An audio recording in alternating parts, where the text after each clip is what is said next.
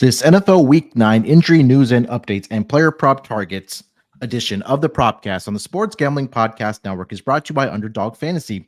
Sign up with promo code MACHINE to get a 50% deposit bonus of up to $1,000. We're also brought to you by Rhythm. Start crushing college football and the NFL with Rhythm. Get your 7-day free trial today by going to sportsgamblingpodcast.com/rhythm. That's sportsgamblingpodcast.com/RITHMM. And taking a shot to Brown downfield. He makes the catch, and he gets in for the touchdown. The catch is made by Calvin Ridley. Wilson, what as he throws deep downfield. It's going to be caught by Metcalf. Welcome, everyone, to the Propcast, part of the Sports Gambling Podcast Network. On the cusp of NFL Week 9 as we approach the halfway point of the NFL season. Here to get into all the NFL Week 9 injury news and updates. I may be a little down on this episode, but we'll get to that, of course, later in this episode. But joining me here to help me break everything down on the injury front for NFL Week 9, I've got my guy here with me. It's a DJ Doc himself, Sebastian Fearon. Sebastian, how's it going, my friend? How you doing this Tuesday afternoon? Yeah, good, man. Good. New challenge unlocked, having to fight the sun now. Usually we do this when it's a little darker out. So, if you see me kind of blinking or wincing over there, just fighting the sunlight. So, we all got our own battles here. Yeah, a little bit earlier than usual, but always early the better. Try to get this out to our listeners as soon as possible so they can consume all the information that we do give out and everything that we do talk about here on this episode of the Propcast, just talking about all the injuries and such across the NFL. Let's get into it here, Sebastian. Let's not waste any time. We'll start here with the Thursday night football game, and what a way to start here. The Houston Texans, they are going to be traveling to MetLife Stadium to take on the New York Jets. Jets currently laying 1.5 points in this game with a total of 42, Sebastian, and I'll let you take this one away, man. Yeah, this is going to be the primary game we talk about. This is definitely what we have the most info on, and it's really got the most injuries, at least to this point. Before we start, though, I do want to say a little kudos to us. I mean, looking at the sheet from last week, I know we talked about Matthew Stafford passing. That ladder came in very nicely. We hit on Jameis and Cedric Tillman, Cade Otton, George Kittle, just some guys we talked about. So, hopefully the listeners were able to take advantage of that, because I know that helped make it a pretty green week 8. So looking at week 9, let's talk about it. So kind of the reason why that line moved, Texans were kind of the favorite up until today, because we got confirmation that Stephon Diggs is unfortunately out for the year with an ACL. Was talking about this yesterday, but typically when you see multiple specialists, you get second opinions. That's not really a good thing, right? It's not something you're going to expect to be minor. It's like, can I play the season at all is type of the conversation. Like, can I fight through this somewhat significant injury? So I'm not shocked there. Again, due to swelling, inflammation, sometimes the images aren't the most clear. They got to run retests and things like that. But unfortunately, a little bit as expected, non-contact knee injury. He's out for the season there. And really, I mean, it's kind of midpoint in the year where it's going to be where is he going to be ready for the start of next season, kind of be getting to ramp up there. So it's at that point. But obviously for the rest of this season, he's out, which leads us to Nico Collins, still in the IR. He is expected to be back next week against Detroit. Was reading something today, no setbacks or anything. So he should be good to go. Obviously we'll have to see more next week, but that does not help them for this game on Thursday night. We're still waiting on their injury report. Because they've practiced in a little bit later today. I think it was 4:10 Eastern time is when they were starting or something like that. It might even be Central time. Actually, it probably is. So probably practice just kicked off. But Damian Pierce did not practice yesterday. Neither did Jimmy Ward nor linebacker Azeez Al-Shaair. Ward and Al-Shaair did not play last week, so that's not a great sign. Now, they are expected to get back linebacker Henry To'oTo'o. He full practice on Monday with a concussion, so you got to imagine as long as no setbacks there, he's going to clear. So a little bit beat up, with obviously the wide receiver position is the biggest kind of who's going to step up there, which I will definitely pose to you. Let's just do it now. But who do you think kind of steps into that role? Obviously, there's a clear hole with Collins and Diggs out. Yeah, I think it's two guys that stick out here. Number one going to be John Mechie. I know he was dealing with a whole medical thing himself, I think it was last season, the season prior, but he's made a full recovery. Did get into the game last week, of course, after Stephon Diggs left with the now confirmed torn ACL. So I think that's one guy that, before training camp started and when they were making final roster cuts, I thought this was going to be one of the guys that was going to get let go or released. But he did come into last week into that game. He had 3 receptions on 4 targets, 29 yards. So I do expect that to increase for him, obviously, this week. And I think the other guy would probably more than likely be Xavier Hutchinson for the Texans there as well. So those are the 2 guys that you probably want to look out for in the player prop market, to take on the responsibility of catching footballs from Mr. CJ Stroud. But I do think that we may have a more of a heavy run approach this week. So if you do like Joe Mixon, I think I would look at his rush attempts to go over in this game here, and maybe even if it's his receiving yards, or if you want to go rushing and receiving to go over for Joe Mixon. But at least right now, if there are other trades that we do make to add some more depth to that wide receiving group, probably would have to be after this Thursday night game. But I think those are the 2 guys I would look at here, Sebastian. Yeah, and I wonder if a guy like Dalton Schultz is able to step up at all, with a couple bit with that chemistry. But yeah, currently at least over at DK, they're not hanging Hutchinson or Mechie just yet. I'm sure they're trying to scramble and figure out what lines to set. The big guys are there, but yeah, those kind of guys we're looking to step up. No one over there quite yet, at least in the prop realm. And they got a good opportunity because the Jets are beat up now. They're still waiting on their practice report. They just kind of started practice not too long ago as well. But with them, they got like half their team is questionable at this point. They're all like a bunch of limited practices. What I can say is that linebacker CJ Mosley has been dealing with some injuries, started with a turf toe, now a neck injury. He's going to see a specialist, a spine specialist, which when you talk about the neck and any type of neurological things, we just said it's not a good sign, right? Yeah. So I would be extremely shocked if he's out there, but I think we're talking about potentially a season-threatening thing here with CJ Mosley with his neck. So that's concerning. Also, their safety position has been hit really hard. Chuck Clark, their starters, out on IR. 2 backups, Tony Adams and Ashton Davis, did not play last week and have not practiced as of yesterday. So we'll have to see. I mean, they could potentially be down 3 safeties in the back end, and that's clearly, went to show past couple weeks. Pittsburgh was able to take advantage there on some deep shots, and even the lowly Patriots were able to kind of muck things up with them. So opportunity for whatever wide receivers come in, definitely down the field against some of those safeties there.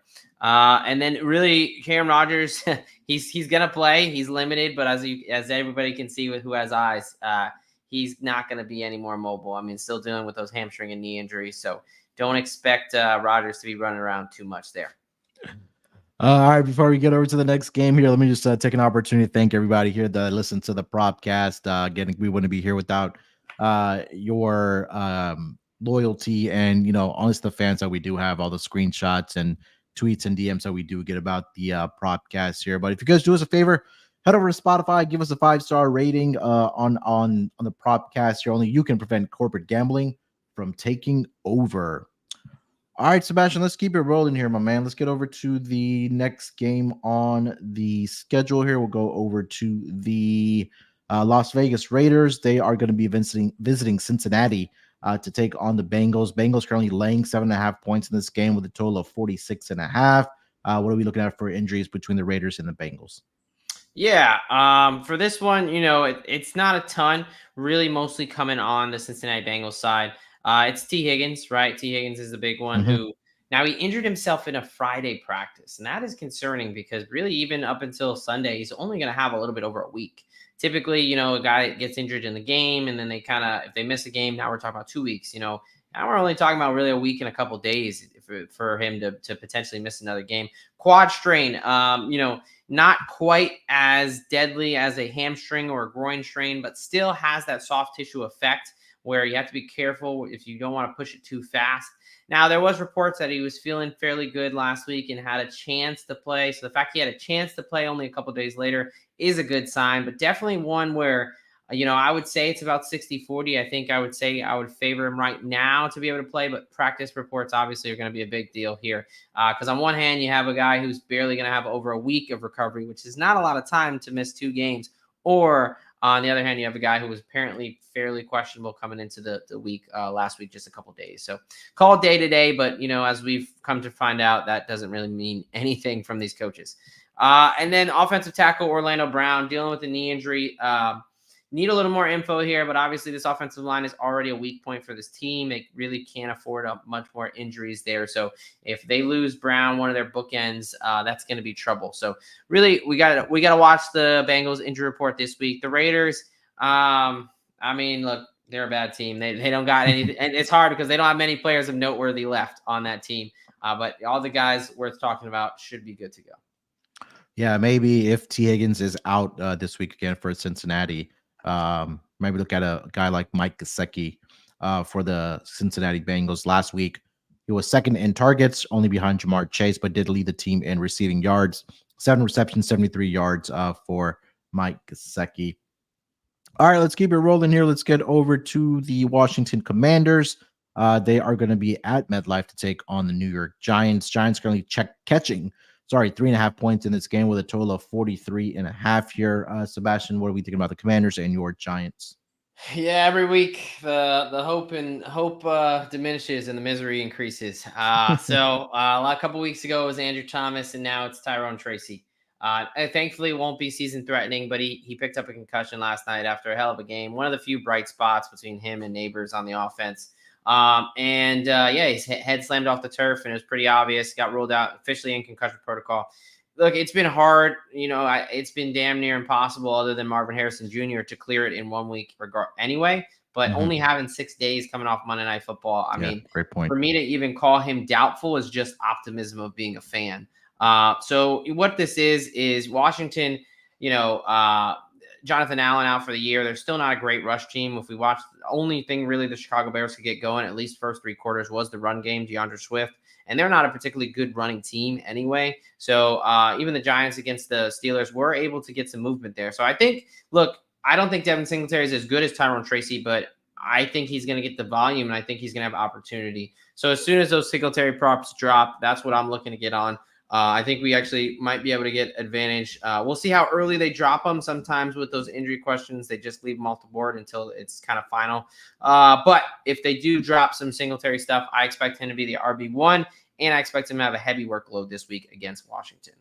Yeah, first 3 weeks, he had that heavy workload. In particular, I think it was week 2, 3, and 4, at least for his rush attempts against the Commanders. In fact, back in week 2, 95 rushing yards on 16 attempts. And then he had the following week against the Browns, 16 attempts, 65 yards, but also had 43 receiving yards as well. So the Commanders' rush defense has not been very good, to say the least this season as well. So I think that might be an area that we do want to target Devin Singletary in this game, in the case that Tyrone Tracy is not able to go in this game against the Commanders being in the concussion protocol. But I think that's a great point that you brought up there, Sebastian, that it's coming off of Monday Night Football, and he only has 6 days to see if he's going to be ready to go in this game or not for the New York Giants. Anything else for this game?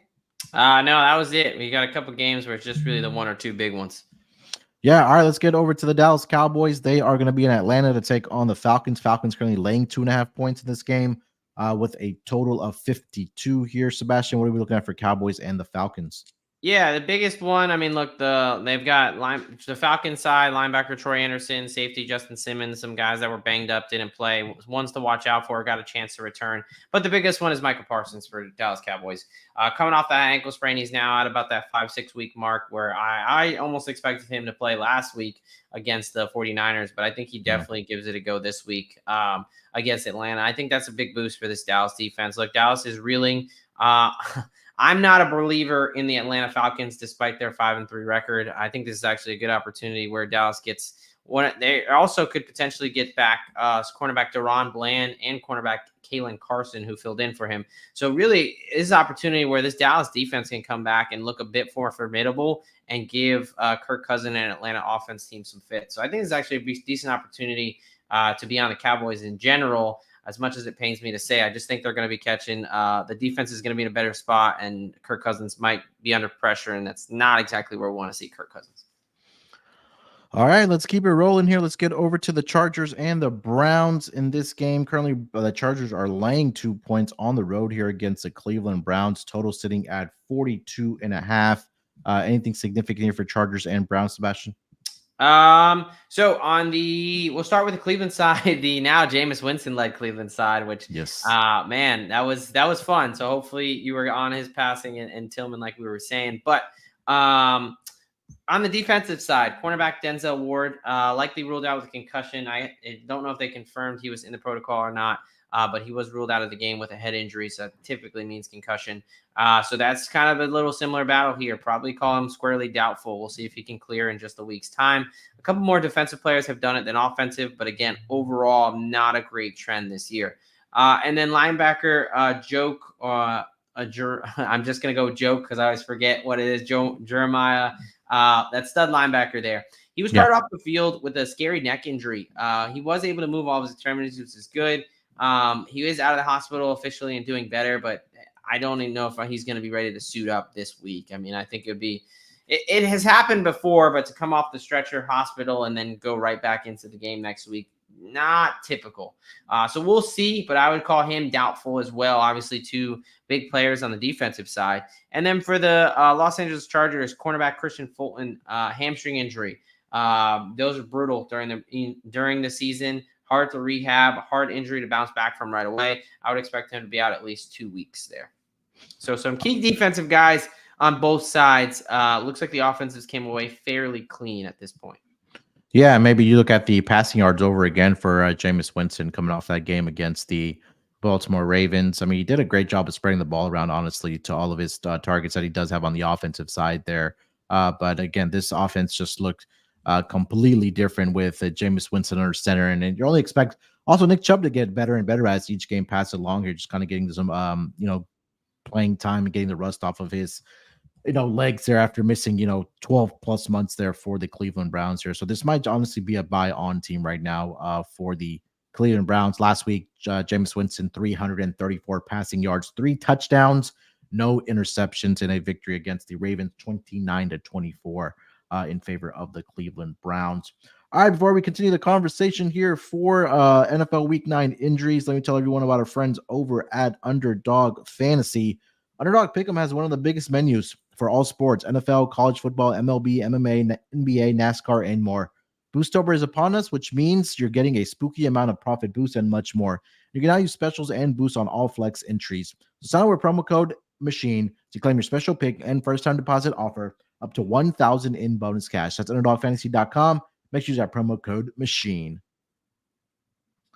All right, Sebastian, let's keep it rolling here. Let's get over to the next game on the schedule here for Week 9. We'll go over to the New England Patriots. They are visiting Tennessee to take on the Titans.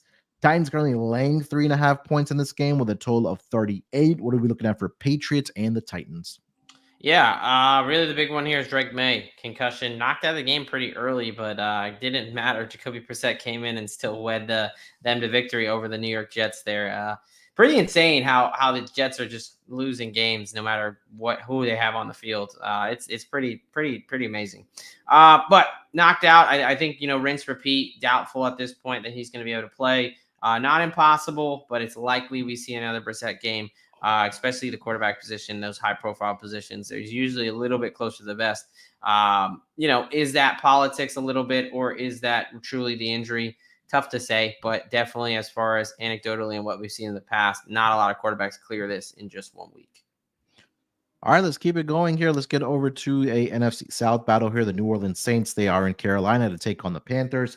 Saints currently laying 7 points in this game on the road. Total is sitting at 43.5, and maybe some reinforcements coming back for the New Orleans Saints here, Sebastian. Yeah, it looks like Derek Carr is finally back because, Spencer Rattler and Jake Haener have been tough to watch. Haener's done a little bit better, but definitely Rattler was not fun. So he's expected to return to practice and likely play this week, which is great news for guys like Chris Olave, who's back in the lineup and can finally get something going. He was out with the concussion the week before. He came back last week and he had to clear a concussion protocol again early in the game. So thankfully he's good to go there. But Marshawn Lattimore picked up a hamstring injury, which can be pretty significant because they're already down Paulson Adebo for likely the season with a significant injury. So Lattimore dealing with a hamstring, expect him to be out for a couple weeks. So that secondary that usually, with Lattimore, Adebo, and Alontae Taylor is one of the best in the league. is going to be pretty shaky. They're going to have to rely on guys like Kool-Aid McKinstry and some of the younger guys to step up. So, if Andy Dalton's back in there, it might be something they can exploit. If it's Bryce Young, maybe that's just a stay away anyway. All right, let's keep it going here. Let's go over to the Jacksonville Jaguars. They are visiting the Philadelphia Eagles. Eagles at home laying 7.5 against the Jags here. Total is sitting at 45.5. What are we looking at for Jags and Eagles? Yeah, so for the Jaguars, definitely losing on the injury front right now. You got Christian Kirk out for the season. This is something you got to worry about when you have someone land hard on their shoulder like that. The immediate concern is a clavicle fracture, basically that, that shoulder kind of jams up so much that it actually breaks, it gets out of where it's supposed to be. It breaks it out of alignment there. So he is out for the season there, Christian Kirk, unfortunate. And then you have Brian Thomas, the very impressive rookie, dealing with, they call it a chest. Whenever they call it chest, it's basically a ribs injury mostly. There's not a lot of like true chest injuries unless they call it a pec. So he's dealing with a rib injury, kind of landing on the ball there. A bit of muddy waters here. A report came out he could miss 2 to 4 weeks, and then Peterson and himself said MRI came back clean and he's day-to-day. So really one that's going to be ruled by the practice reports here. Obviously that Philadelphia defense, their secondary shown that they can be a bit leaky. But if you're down Kirk and Thomas, you're going to have to try to find somebody else, whether it's a Gabe Davis type game that they try to rely on, or, somebody like a Parker Washington or something like that. Jacksonville definitely to replace Kirk, but if not more, they're going to have to find some answers. And then on that Philadelphia side, Darius Slay picked up a groin injury. He's expected to probably miss some time. I would say about 2 to 3 weeks there. Groin injuries are tough to come back and play the next week. So they're going to rely on some of those younger guys in the back end there, missing their cornerback 1 in Slay. Yeah, maybe Evan Ingram week for the Jaguars. I know last week, I believe he had a catching touchdown on National Tight Ends Day, but looking at his numbers last week, 5 targets, 4 receptions. He's had back-to-back weeks of 35 receiving yard. Did have a big game against the Chicago Bears, 10 receptions, 10 targets, 102 yards there as well. So they're going to need every bit of them this week against the Philadelphia Eagles in this non-conference matchup. Let's get over to the next game on the board. We'll go to the Chicago Bears. They are in Arizona to take on the Cardinals. Cardinals currently laying 1 point in this game with a total of 44.5 here. Sebastian, what are we looking at for Bears and Cardinals? Yeah, Bears coming off a heartbreak and Cardinals coming off a last second victory. So kind of opposite ends of the film there. But Cardinal side, fairly healthy. They got some good news. Defensive lineman Darius Robinson, their first-round pick, is finally activated off IR. This is something they've been trying to do for the past couple weeks, really, with a calf injury. So it was kind of a nagging calf injury that just kind of kept getting delayed. So hopefully some good news. We'll see. He'll be back at practice. Just because he's activated doesn't mean he's going to immediately be ready to go. But that is kind of a plus for them. And then on the Chicago side, dealing with left tackle Braxton Jones, although not a major injury, he's called week to week, which typically tells me he's not going to play that first week back and potentially out another week. This is a noticeable hit. I mean, when he went out, they had to bring a rookie in, and Caleb Williams went from having maybe 2 seconds to 1 second. So that offensive line's already not the best. So to lose their left tackle, that's going to be tough for this game. And you got Montez Sweat, excuse me. This is just one to see. He's played most of the game. He wasn't in on it last game because he kind of hurt his shin. More to follow, it looks like, on this. Not a lot of information other than on arguably the most important play of the game. Their best pass rusher wasn't out there to get in the face of Jaden Daniels. So we shall see how that looks next week. All right. Maybe the matchup of the week, NFC North battle. Detroit Lions, they're in Lambeau Field to take on the Packers. Packers currently catching 3.5 points in this game with a total of 48.5, and more so having to do with their quarterback availability in this game here, Sebastian. But what are we looking at for Lions and Packers? Yeah, you kind of hit the nail on the head. We'll talk about really one under injury. Malcolm Rodriguez, for the linebacker for the Detroit Lions. He got banged up last week during their rout against the Tennessee Titans. He avoided a high ankle sprain, which is great news. So it sounds like it's that low ankle sprain, that less serious, the one we more think about when we roll our ankle, kind of, you roll your ankle inwards and the outside of your foot starts to hurt. Those ligaments, they're a little bit weaker, so they injure more, but they don't typically come with a very lengthy recovery timeline. If it's a kind of minor, he's got a chance to still play this week. If it's anything above that, he's definitely going to be out this week. But the good news is it's not high ankle, so it should not be very season-lingering, season-threatening, anything like that. So good news for him. It's just, will he be available this week? He's got a shot. And then Jordan Love, they called him day-to-day as well. Now, I got some more concerns here than with Rodriguez's injury. Groin injuries are pesky, especially if you're going to try to play 1 week off after. And we've seen Jordan Love. He's a guy who likes to push to play. And the Packers, they allow guys to do that, for better or for worse. They're one of those teams that definitely is a bit more risky in that regard.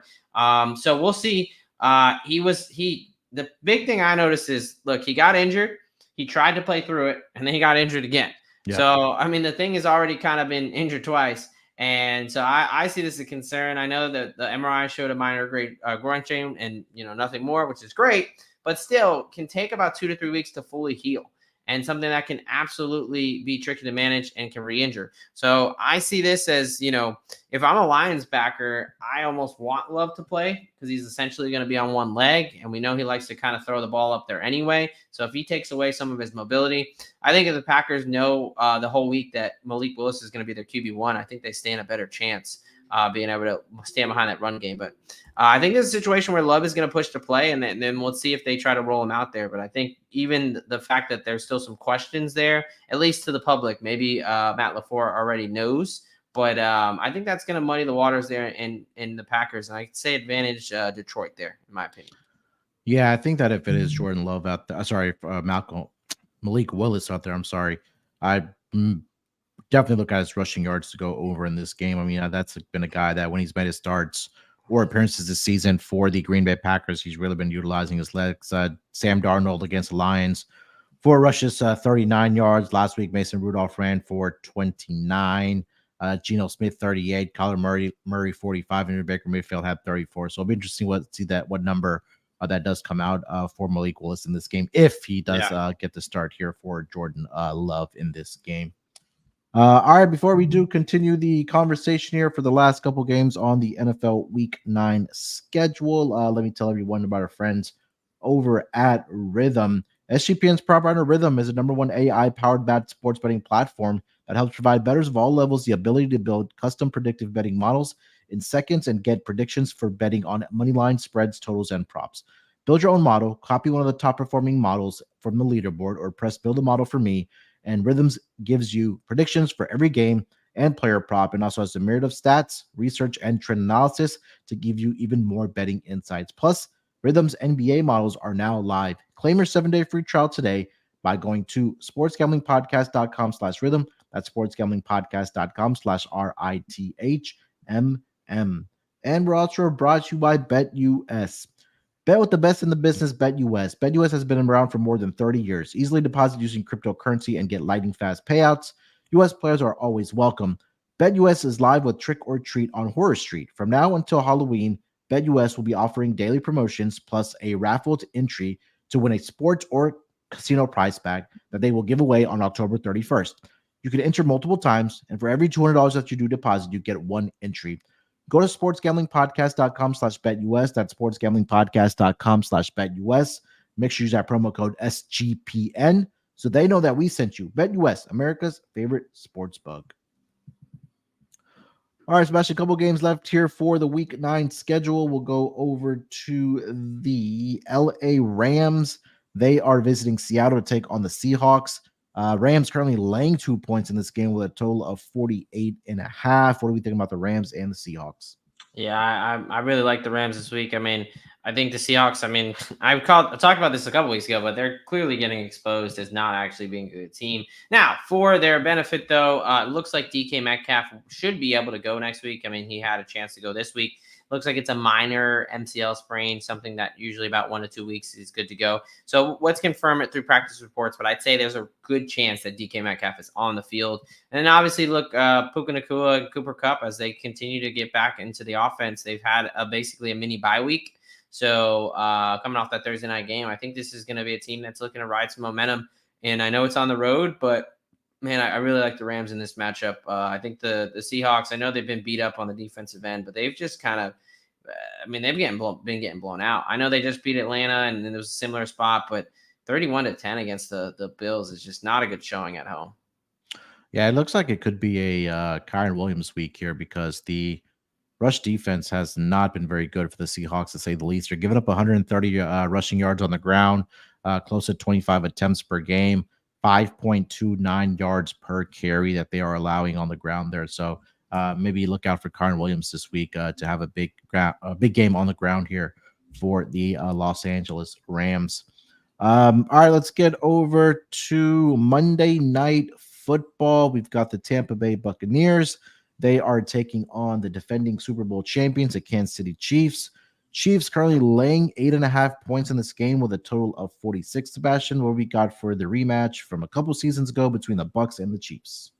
Yeah, I mean, this is a bit of a situation where you're still missing your big play guys on the outside there for Tampa Bay. Obviously, Godwin for the year, Evans at least for the next 3 weeks. They've also Bucky Irving, even though he's going to be playing through a turf toe. So, as far as re-aggravating that is something, it's going to be painful to play through. So he's already told reporters he's going to play, but it's going to be one of those things he's going to have to mitigate because he's not going to take any time off to let it fully heal. So that's always going to be a risk when you're putting them in your lineups, but whether you want to take it or not against this Kansas City defense. They've also cornerback Tyke Smith. Was dealing with a concussion. Would expect him to be back next week as long as things go well. And then Levante Davis is one to watch for. Injured his ankle during the game, so we'll see if he's able to play next week. And then Sterling Shepard dealing with a bit of a hamstring injury. They don't have a lot of wide receivers left on their team, so I think Kansas City's pass defense is already one of the best. They've got no Jalen Watson still, but they still looked pretty damn good last week. Patrick Mahomes looked like he rolled his ankle, minor low ankle sprain. Nothing really too concerning. He played basically most of the game with it. So I don't think this is anything I'm worried about him missing time. Maybe he misses a practice or two, but I think he's fully going to be out there, and I think the line suggests that. Only other thing, Josh Uche just traded to the Kansas City Chiefs, so that gives them another pass rusher to kind of, they've already got good cover guys back there, so the opportunity for him to get some sacks, definitely Baker has ran himself into a few. So this is interesting. I mean, Tampa is kind of a team that is flailing right now, and it looks like as Baker tries to press, the turnovers are coming. So we'll see how it plays out on Monday night. Yeah, I mean, the Chiefs' rush defense has been one of the best as well, right up there with the Baltimore Ravens. They're only allowing 50 yards on the ground, 17 carries per game on average by the opposition. That's a hair under 3 yards per carry, 2.97. And even last week, I know they were trailing in that game last week against the Falcons, but Baker still ended up throwing it 50 times for the Tampa Bay Buccaneers. So I think that might be something similar this week on Monday Night Football for Baker Mayfield to come out and throw again. So if you want to look at his pass attempts to go over, maybe another game where he does throw interceptions for this Tampa Bay Buccaneers offense. But again, I think the rushing will be pretty much non-existent. But last week we talked about it, Sebastian. It was Cade Otton that really led the way for the offense. 9 receptions, 81 yards, 2 touchdowns on 10 targets. And then Raheem Jarrett, 3 receptions, 58 yards. And you had the running backs get involved there. They combined for 12 receptions for 78 yards between Bucky Irving and Rashad White, I should say, for the Tampa Bay Buccaneers. So a couple of that I would probably look out here for Monday Night Football. All right, so that was the last game for us to go through as far as the injury front for NFL Week 9. 2 teams that are on bye this week is the Niners, and I believe it's the Steelers this week, if I'm not mistaken. That will be on bye weeks here. So, that's pretty much it. Sebastian, anything else we need to add before we get out of here? No, that should be all. I mean, look for a couple guys coming off the bye week. We talked about Nico Collins, potentially Christian McCaffrey coming off for week 10. So we'll be talking about that next week. Hey, we hope you enjoyed the show, and we'll see you next Tuesday. Yeah, nice and tidy here to get the job done with all the injuries that are happening across the league here. So hopefully we did find some more guys that we want to target in the player prop market. But yeah, next week we'll be back, of course. Like Sebastian alluded to, maybe CMC back. Nico Collins is trending towards playing in week 10 for the Texans as well. So we'll touch on all that and maybe the newest injuries that do transpire over week 9. And of course, guys that may be coming back in week 10 as well. Make sure you guys follow Sebastian over on the Twitter machine at the DGen Doc. You can follow me there as well at SportsNerd824. Make sure you guys also check out Sebastian's show, the DGen Docs, over on YouTube. And make sure you also subscribe to the audio format, whether it's on Apple, whether it's on Spotify, wherever you do get your podcast. So definitely appreciate if you guys can give them a subscription on their YouTube channel, but also give them some love on their audio there as well. They do a fantastic job of breaking everything down. Injury front, fantasy stuff, and of course, player props as well. All right, we'll talk to you guys next week. Till then, good luck with your bets. Enjoy the games for week 9, and always remember to let it ride.